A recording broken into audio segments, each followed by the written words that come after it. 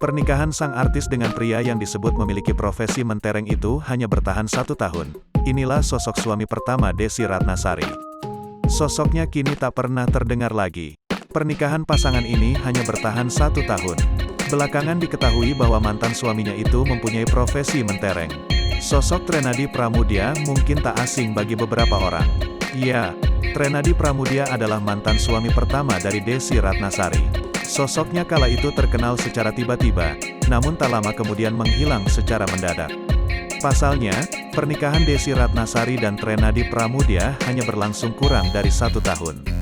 Sosok pria tampan ini bahkan hilang bak ditelan bumi sampai saat ini. Dulu, Trenady sempat bikin heboh usai melakukan teken akta cerai setahun setelah pernikahan. Ternyata pria tampan ini sudah lama mengenal Desy Ratnasari. Baik Desy maupun Trenady sama-sama bersekolah di Sukabumi. Dari situlah, cinta mereka terajut, namun tak ada kabar setelah keduanya dewasa. Mereka dipertemukan kembali saat Desy Ratnasari sudah menjadi artis.